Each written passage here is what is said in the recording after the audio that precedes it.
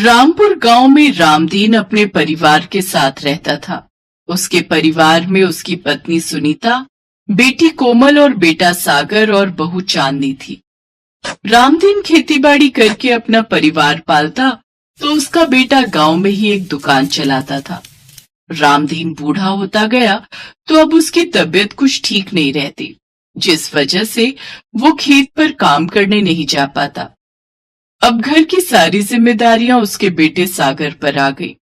कोमल बड़ी हुई तो रामदीन ने कहा, सागर, अब हमारी कोमल बड़ी हो गई है।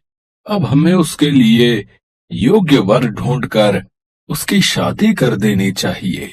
पिताजी, एक तो वैसे ही घर की सारी जिम्मेदारियां मेरे कंधों पर आ गईं, ऊपर से आपके इलाज का खर्च और अब इसकी शादी का खर्च। ना बाबा ना, मुझसे नहीं होगा। इसलिए पिताजी, मैं अपनी पत्नी के साथ अब अलग घर में रहूंगा। आप अपना इंतजाम खुद देख लीजिए।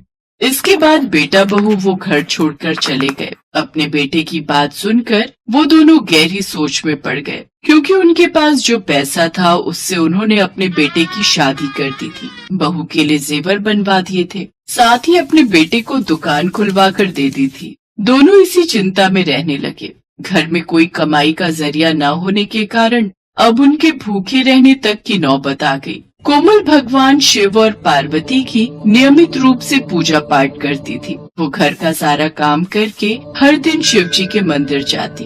अपनी बेटी की भक्ति देख सुनीता रोते हुए भगवान से कहती है, हे माँ पार्वती, भोलेनाथ, मेरी बेटी आपकी कितनी पूजा पाठ करती है, उसका फल उसको दे दो, उसके हाथ पीले कर दो माँ, साथ ही उसके बाबा को भी स्वस्थ कर दो।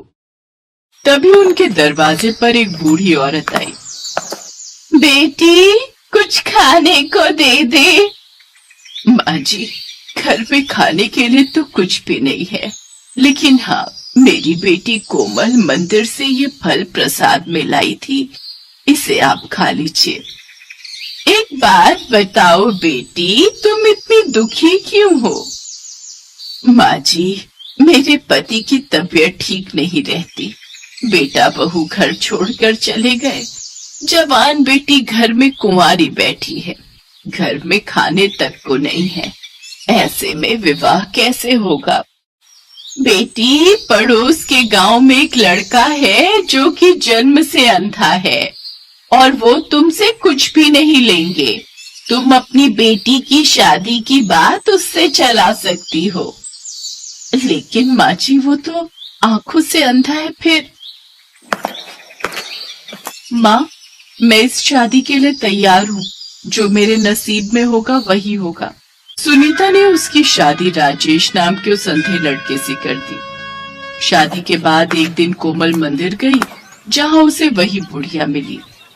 बेटी, तुम्हारे पति के आंखों की रोशनी वापस आ सकती है अगर तुम हरतालिका तीज का निर्जला व्रत करोगी और माँ पार्वती को 16 श्रृंगार अर्पित करोगी, साथ ही पूरे विधि विधान से शिव पार्वती की पूजा करोगी, तो तुम्हारे सारे कष्ट दूर हो जाएंगे। इस व्रत से शिव और माँ पार्वती प्रसन्न होते हैं और आशीर्वाद देते हैं। ये कहकर वो बूढ़ी औरत चली गई। कुछ दिनों बाद हरतालिका तीज आई और कोमल ने व्रत पूरे विधि विधान से किया।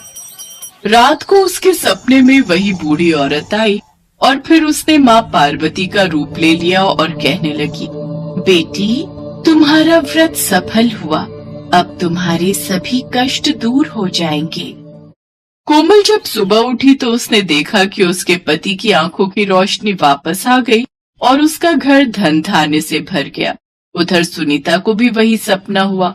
उसका पति भी अब स्वस्थ हो चुका था, साथ ही उसके घर में धन धान्य की कोई कमी नहीं थी।